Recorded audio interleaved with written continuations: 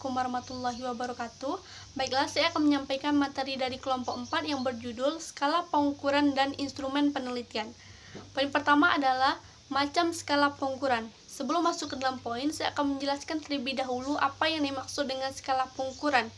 Skala pengukuran adalah ketentuan yang dijadikan acuan untuk panjang pendeknya interval suatu alat ukur, di mana ketika alat ukur ini dimasukkan ke dalam penelitian maka akan menghasilkan data kuantitatif. Masuk ke dalam poin yaitu macam skala pengukuran. Skala pengukuran ini terdiri dari 4 macam. Yang pertama adalah skala nominal.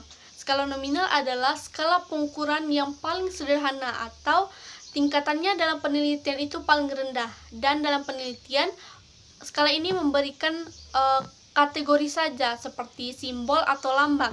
Contoh dari skala ini adalah variabel jenis kelamin, di mana jenis kelamin laki-laki dalam penelitian biasanya dilambangkan dengan angka 0 dan jenis kelamin perempuan dilambangkan dengan angka 1. Angka 0 dan 1 ini fungsinya hanya sebagai pembeda antara jenis kelamin laki-laki dan perempuan. Skala yang kedua adalah skala ordinal. Skala ordinal adalah skala pengukuran yang telah menentukan jarak antar tingkatan. Contohnya adalah sikap seseorang terhadap suatu pernyataan, seperti sikap sangat setuju, setuju, dan tidak setuju. Biasanya dalam penelitian, sikap sangat setuju itu dilambangkan dengan angka 5, setuju dilambangkan dengan angka 4, dan tidak setuju dilambangkan dengan angka 3. Skala yang ketiga adalah skala interval. Skala interval adalah skala pengukuran yang telah memberikan peringkat antar tingkatan. Contohnya adalah jam 00. Jam 00 itu maksudnya bukan tidak ada waktu, tetapi jam 00 itu menunjukkan jam 12 malam. Yang keempat adalah skala rasio. Skala rasio adalah skala pengukuran yang tingkatannya paling tinggi, dan skala ini telah menunjukkan jarak antar tingkatan dan memiliki nilai mutlak. Contohnya adalah tinggi badan Agung 195 cm, sedangkan tinggi badan Budi adalah 90 cm. Jadi dapat dikatakan bahwa tinggi badan Agung dua kali tinggi badan Budi. Assalamualaikum warahmatullahi wabarakatuh. Saya Ovi Andaresta, NIM 1816010018 sebagai pemakalah akan membacakan materi yang ketiga, yaitu tentang instrumen penelitian. Instrumen penelitian biasanya diartikan sebagai alat yang tujuannya untuk mengumpulkan data dan mengukur nilai variabel yang diteliti, di mana instrumen adalah alat yang digunakan untuk melakukan sesuatu, sedangkan penelitian adalah pemeriksa, penyelidikan, pengumpulan, dan pengolahan, serta penyajian data secara otomatis dan objektif. Instrumen atau alat ukur untuk pengumpulan data mempunyai peran penting dalam penelitian karena data merupakan penggambaran variabel yang diteliti dan berfungsi untuk alat ukur pembuktian hipotesis. Benar atau tidaknya data tergantung pada baik atau tidaknya instrumen pengumpulan data.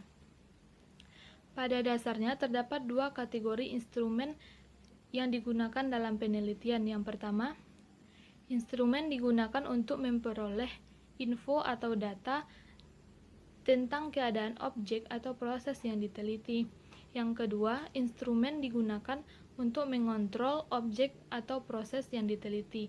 Sekian dari saya. Assalamualaikum warahmatullahi wabarakatuh.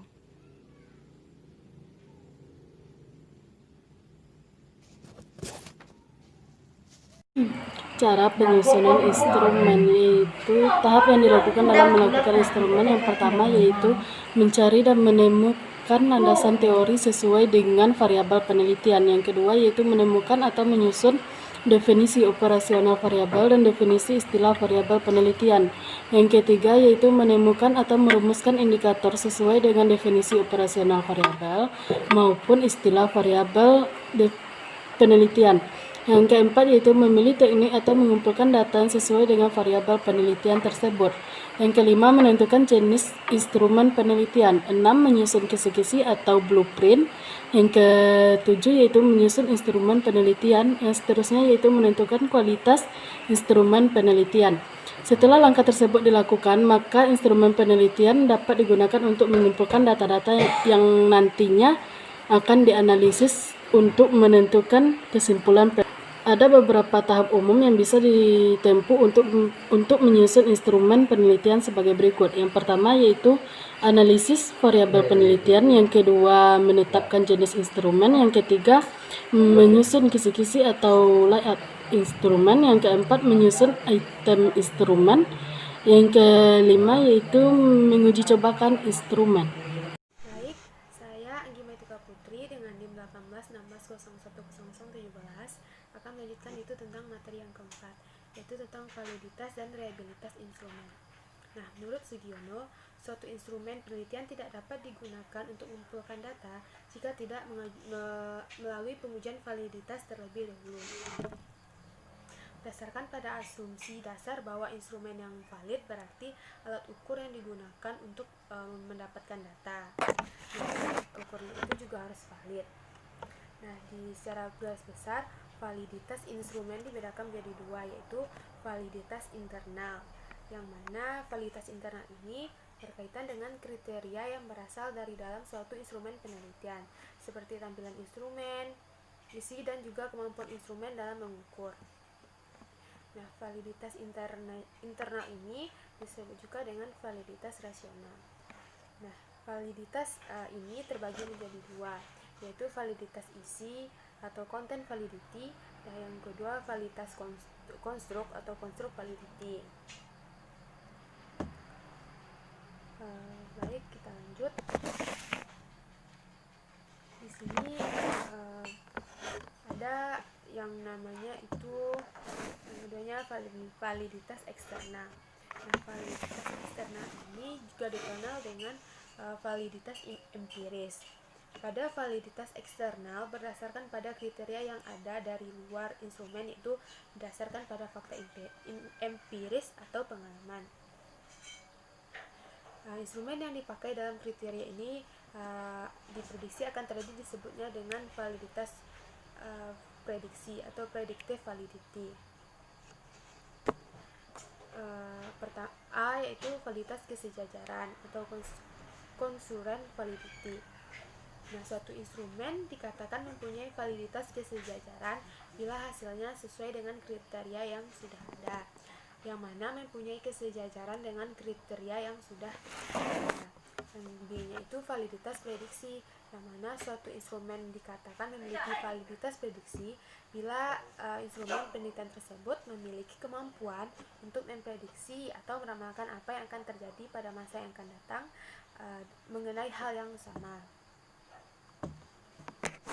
Nah, kita masuk ke reliabilitas. Reliabilitas dalam bahasa Indonesia berasal dari bahasa Inggris, yaitu reliability, yang mana asal dari katanya reliable yang mempunyai arti dapat dipercaya. Suatu instrumen tes dikatakan dapat dipercaya bila memberikan hasil yang tetap atau konsisten bila dites berkali-kali. Nah, jadi di sini jika dilakukan tes sekali lagi hasilnya itu tetap tidak berubah, itu baru dinamakan dengan reliabilitas instrumen. Nah, di sini ada yang namanya reliabilitas eksternal. Reliabilitas eksternal didapatkan bila ukuran atau kriteria tingkat reliabilitasnya berada di luar instrumen yang bersangkutan. Nah, di sini terdapat dua metode di dalam reliabilitas eksternal ini. Pertama, metode bentuk paralel dan metode tes berulang-ulang. Nah, metode bentuk paralel ini dilakukan dengan cara menyusun dua instrumen yang hampir sama. Selanjutnya diuji cobakan pada kelompok responden yang sama.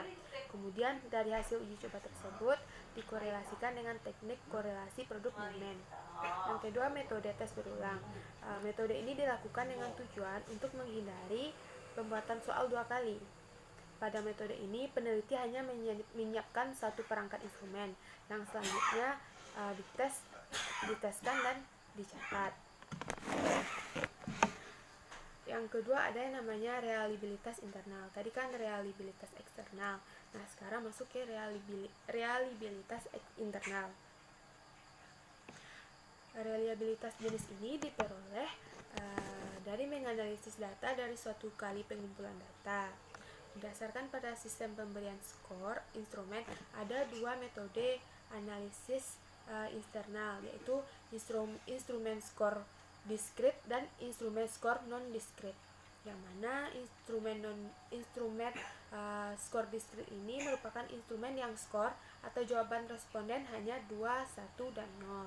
Dengan kata lain benar dan salah. Sedangkan instrumen skor non diskrit merupakan instrumen yang pengukuran yang dalam sistem scoringnya bukan 1 dan 0, tetapi bersifat gradual, yaitu ada penjelasan skor mulai dari skor tertinggi sampai skor yang terendah.